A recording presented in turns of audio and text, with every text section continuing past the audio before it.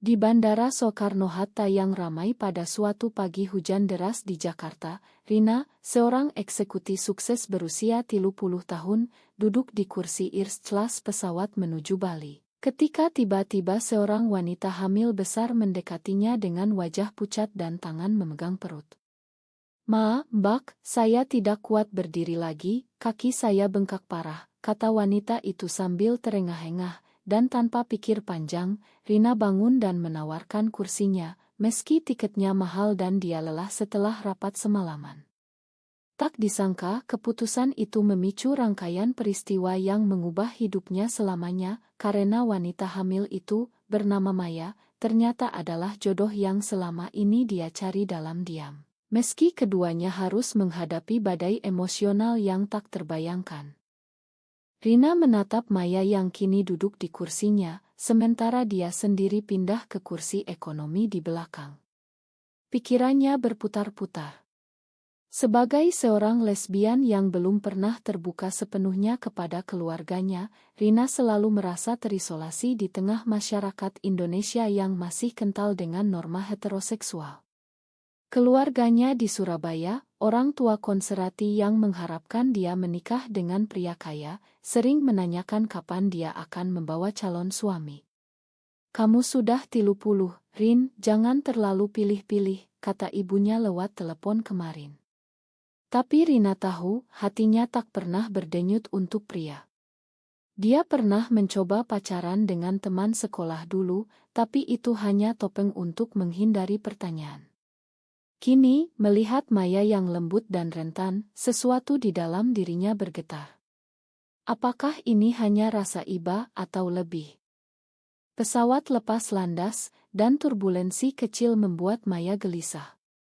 Rina, dari kursinya yang sempit, melihat Maya memegang perutnya erat-erat. Tanpa ragu, dia bangun dan mendekat. Butuh bantuan. Saya bisa pegang tanganmu kalau takut, kata Rina pelan. Maya menoleh, matanya penuh syukur. Terima kasih banyak, Mbak. Saya Maya, hamil 6 bulan, pergi ke Bali untuk urusan keluarga. Mereka mulai berbincang. Maya bercerita tentang suaminya yang sibuk kerja di Jakarta, meninggalkannya sendirian menghadapi kehamilan ini. Dia baik, tapi kadang saya merasa sendirian, ujar Maya dengan suara lirih. Rina mendengar dengan hati-hati, merasakan empati yang mendalam. Dia sendiri pernah merasakan kesepian itu, terutama setelah putus dengan pacar rahasianya 2 tahun lalu karena tekanan sosial. Saat pesawat mendarat di Bali, Rina membantu Maya membawa tasnya. Mbak tinggal di mana? Kalau perlu, saya bisa antar, tawarkan Rina. Maya tersenyum lemah. Saya di hotel dekat Kuta, tapi suami saya seharusnya jemput. Namun saat mereka keluar, tak ada tanda-tanda suami Maya.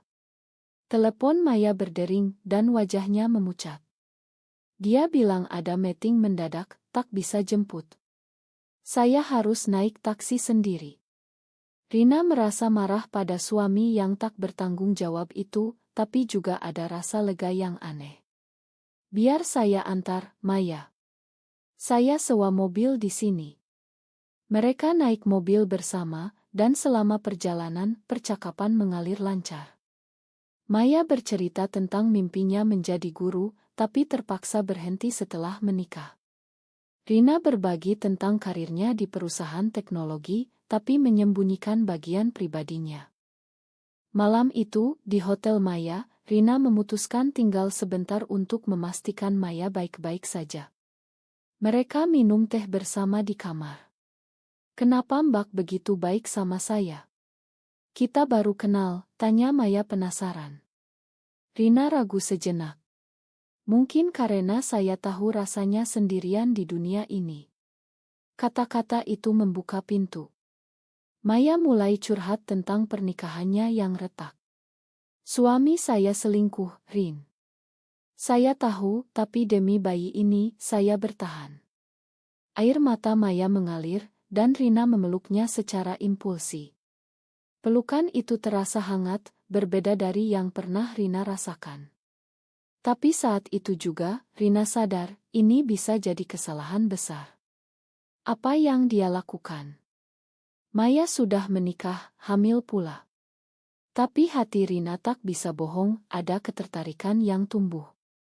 Keesokan harinya, Rina yang seharusnya kembali ke Jakarta, memutuskan memperpanjang liburannya. Dia menelepon kantor, bilang ada urusan mendadak. Sebenarnya, dia ingin dekat dengan Maya. Mereka bertemu lagi, jalan-jalan di pantai Kuta.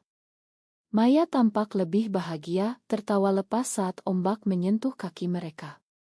"Rin, kamu seperti angin segar bagi saya," kata Maya. Rina merasa bersalah, tapi juga bahagia. Di malam hari, saat makan malam, Maya bertanya tentang kehidupan pribadi Rina. "Kamu punya pacar?"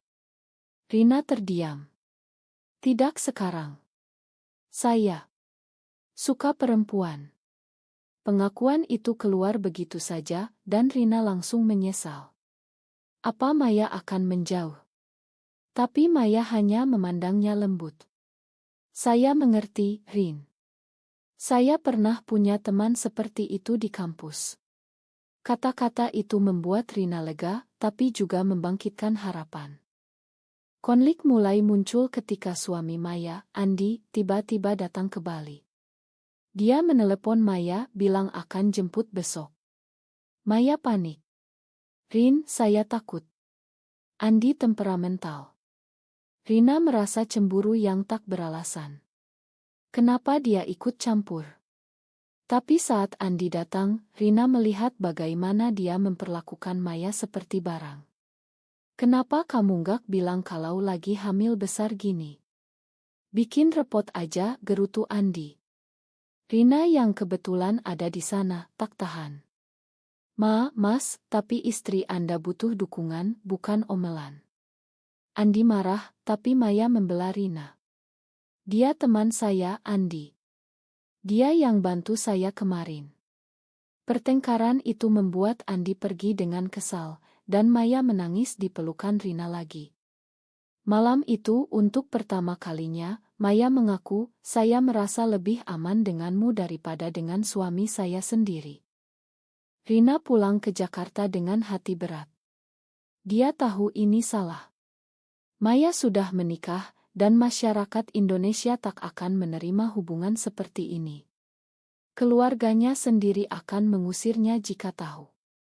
Tapi pesan dari Maya datang setiap hari, "Rindu kamu, Rin." Rina balas, tapi dengan hati-hati. Konflik batinnya semakin dalam. Apakah dia harus mundur atau kejar perasaan ini? Keputusan salah bisa menghancurkan semuanya. Beberapa minggu kemudian, Rina tak tahan lagi.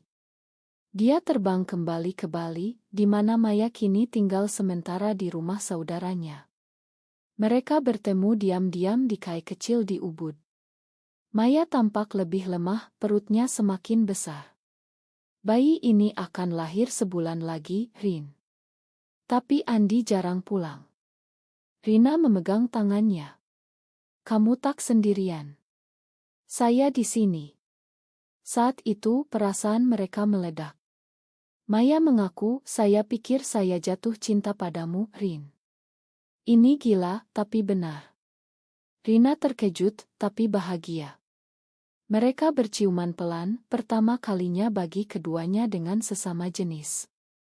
Tapi setelah itu, rasa bersalah menyerang. Maya menangis, "Saya istri orang, Rin. Apa yang kita lakukan?" Kembali ke Jakarta, Rina menghadapi tekanan dari keluarganya. Ibunya datang berkunjung membawa calon suami potensial, seorang pengusaha kaya. "Ini Budi, anak teman ibu. Cocok buat kamu," kata ibunya. Rina menolak halus, tapi ibunya marah. "Kamu mau jadi perawan tua? Apa ada yang salah denganmu?" Rina hampir mengaku, tapi takut. Malam itu, dia menelepon Maya curhat. "Saya takut, Mai. Keluarga saya tak akan paham." Maya menenangkan, "Kita hadapi bersama." Tapi Andi mulai curiga. Dia menemukan pesan-pesan di ponsel Maya. Siapa Rina ini? Kenapa kamu sering chat sama dia? Maya bohong, bilang hanya teman. Tapi Andi tak percaya, mulai memantau Maya lebih ketat. Suatu hari, Andi konfrontasi Rina lewat telepon. Jauhi istri saya. Kamu perusak rumah tangga. Rina kaget, tapi tak mundur. Maya butuh orang yang sayang dia benar-benar. Kata-kata itu membuat Andi marah besar. Dia ancam akan cerai Maya jika tak putus hubungan dengan Rina. Maya terjebak di tengah. Saya tak mau kehilangan bayi ini, Rin. Tapi saya juga tak mau kehilanganmu. Konflik moral ini menyiksa Maya. Di Indonesia, perceraian stigmatis, apalagi dengan alasan seperti ini. Keluarga Maya yang religius akan mengutuknya. Maya mulai ragu, tapi Rina meyakinkan, kita bisa mulai baru. Saya akan dukung kamu dan bayi. Tapi takdir berkata lain. Maya masuk rumah sakit karena kontraksi dini. Rina buru-buru ke Bali. Di sana, dia bertemu Andi yang marah. Ini gara-gara kamu. Stres karena kamu, teriak Andi. Rina tak peduli, masuk ke kamar Maya. Saya di sini, sayang. Maya memegang tangannya erat saat melahirkan. Bayi lahir selamat, seorang gadis kecil. Saat melihat bayi itu, Rina merasa tanggung jawab baru. Tapi Andi datang, mengusir Rina. Keluar. Ini keluarga saya. Maya menangis, tapi tak bisa melawan. Rina pergi dengan hati hancur. Di Jakarta, Rina depresi. Dia resign dari kerja karena tak bisa fokus. Teman-temannya curiga. Kamu lagi apa, Rin? Kayak orang patah hati. Rina akhirnya cerita ke sahabatnya, Lila, yang juga lesbian. Ini berat, Lil. Saya cinta dia, tapi dia punya keluarga. Lila nasihat, pikirkan konsekuensinya. Masyarakat kita tak siap. Tapi Rina tak bisa berhenti. Dia kirim pesan ke Maya, saya tunggu kamu. Maya balas, saya bingung, Rin. Andi mau rujuk demi bayi. Konflik memuncak ketika keluarga Rina tahu. Adiknya menemukan chat di ponsel Rina. Kak, kamu lesbian. Ibu harus tahu. Rina panik, tapi terlambat. Ibunya marah besar. Kamu bikin malu keluarga. Lebih baik mati daripada begini. Rina diusir dari rumah.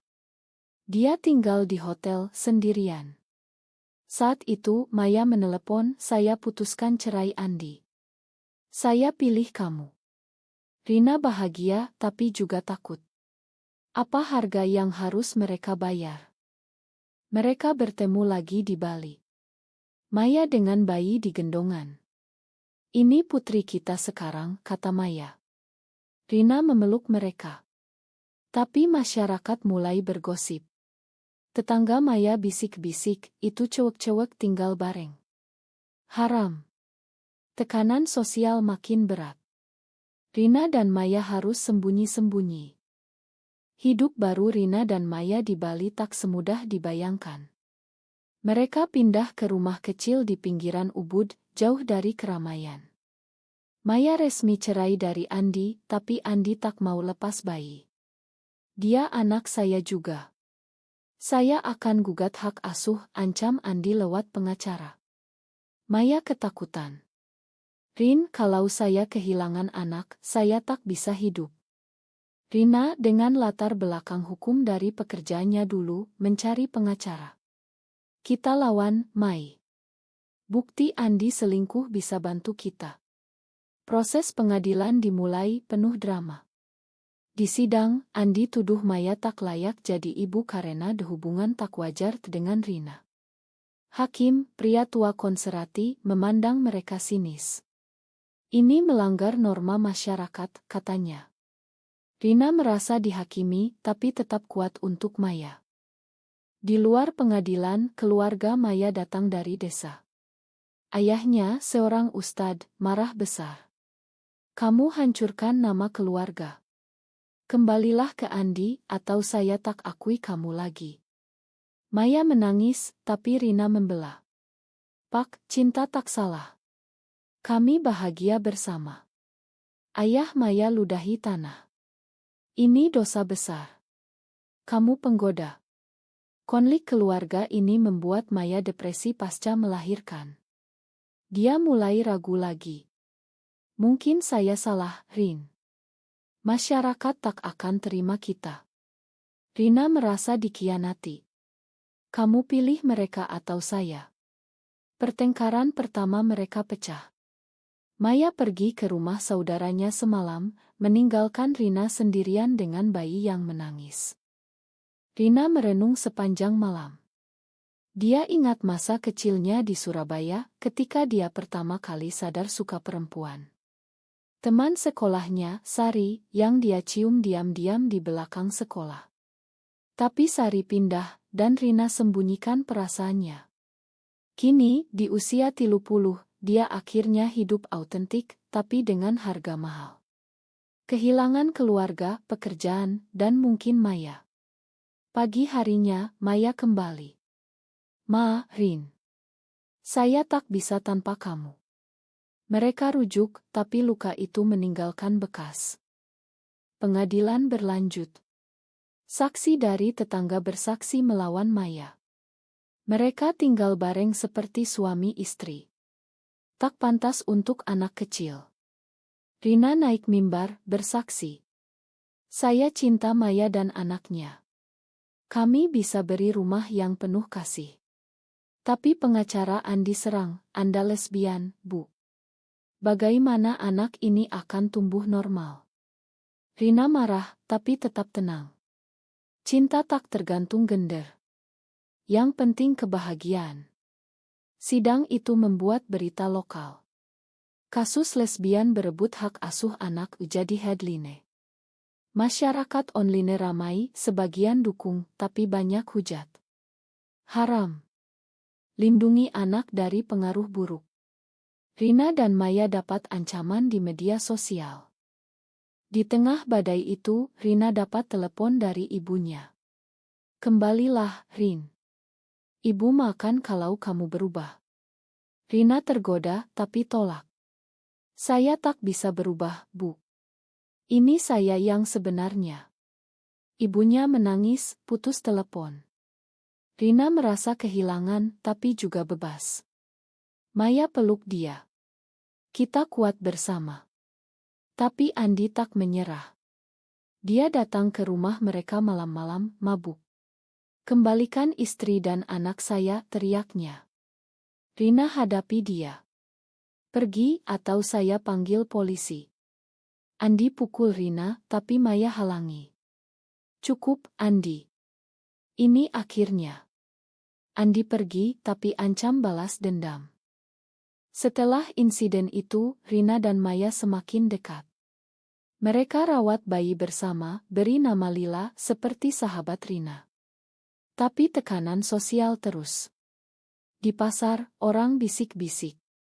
Itu pasangan sesama jenis. Maya mulai takut keluar rumah. Rin, mungkin kita pindah ke Jakarta. Rina setuju, tapi tahu masalah akan ikut. Di Jakarta, mereka hadapi diskriminasi di tempat kerja. Rina susah cari kerja baru karena gosip. Kamu yang di berita itu, tanya calon bos.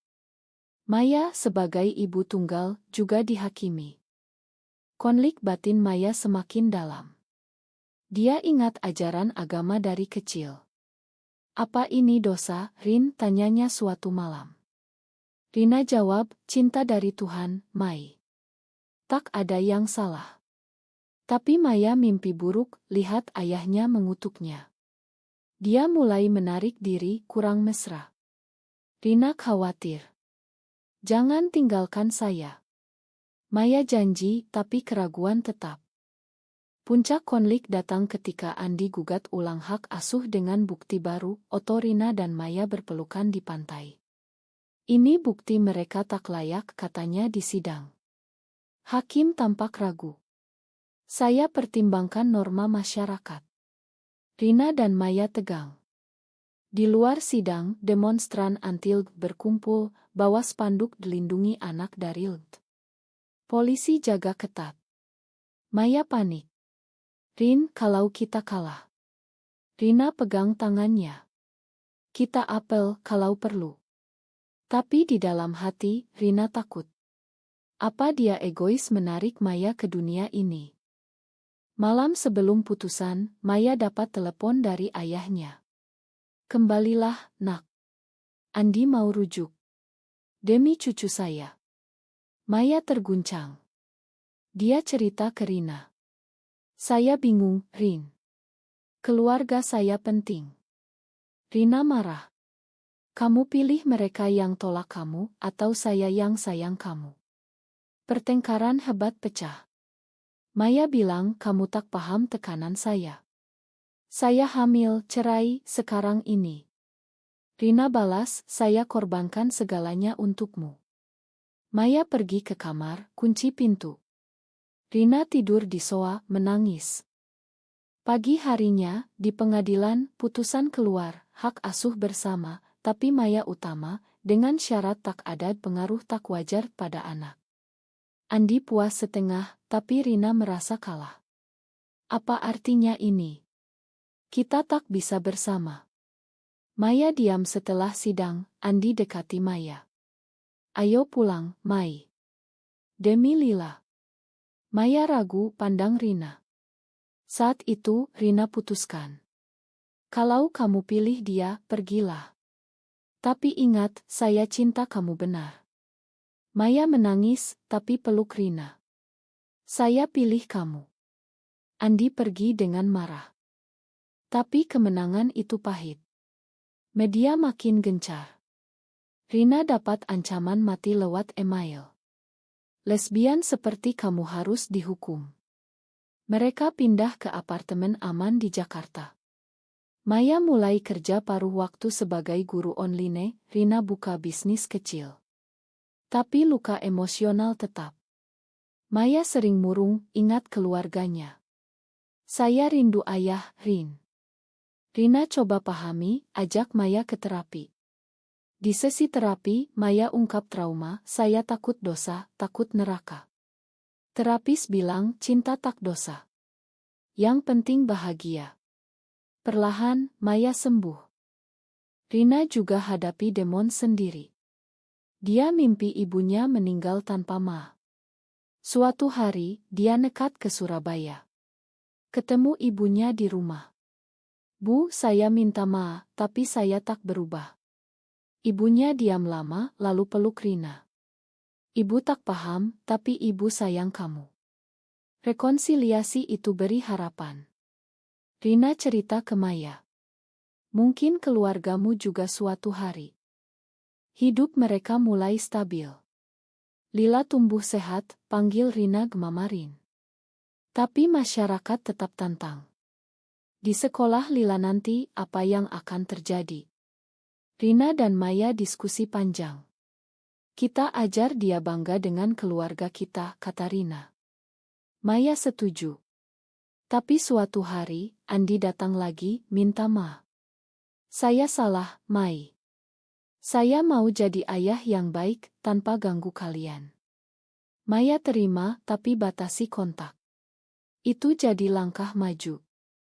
Dalam keheningan malam, Rina dan Maya saling pandang. Kita bayar mahal, tapi layak, kata Maya. Rina angguk. Mereka tidur pelukan, siap hadapi besok. Tahun berlalu, Lila kini berusia 5 tahun, lincah dan pintar. Rina dan Maya tinggal bahagia di Jakarta, meski tantangan tetap ada. Mereka gabung komunitas LGBTQ rahasia, dapat dukungan dari sesama. Rina bangun karir baru sebagai konsultan, Maya kembali mengajar. Tapi masa lalu menghantui. Suatu hari, ayah Maya sakit parah. Maya pergi ke desa sendirian. Saya harus, Rin. Dia ayah saya. Rina paham, tapi khawatir. Di desa, ayah Maya minta maaf. Saya salah, nak. Kalau kamu bahagia, ayah restui. Maya menangis bahagia pulang bawa kabar baik. Tapi tak semua indah. Di kerja Rina, bos tahu orientasinya. Ini bisa ganggu bisnis, katanya. Rina dipecat halus. Dia marah, tapi bangkit. Kita buka usaha bersama, Mai. Mereka buka kai kecil khusus komunitas, jadi tempat aman bagi LGT. Bisnis sukses, tapi dapat protes dari kelompok konservatif. Tutup tempat maksiat ini. Demo di depan kai. Rina dan Maya takut, tapi lawan dengan damai. Ini tempat cinta, bukan maksiat, kata Rina ke media. Konflik terakhir muncul ketika Lila tanya, kenapa saya punya dua mama, bukan papa. Mereka jelaskan pelan. Karena kami saling cinta, dan itu normal. Lila angguk, tapi di sekolah, teman ejek. Keluargamu aneh. Lila pulang menangis. Maya dan Rina peluk dia. Kita kuat, sayang. Itu jadi momen odd or thought bagi mereka. Apa pilihan mereka benar? Akhirnya, di ulang tahun Lila yang ke-6, keluarga Rina dan Maya datang. Ibunya Rina peluk Maya. Terima kasih jaga anak saya. Ayah Maya, meski lemah, angguk setuju. Andi datang bawa kado, hormati batas. Semua duduk bersama, makan malam. Rina pandang Maya. Ini yang kita perjuangkan. Maya senyum. Ya, dan layak setiap tetes air mata. Cinta mereka bertahan, meski dengan luka. Tapi pertanyaan tetap, apakah benar mengikuti hati di tengah masyarakat yang tak siap, atau itu egois yang menyakiti orang sekitar?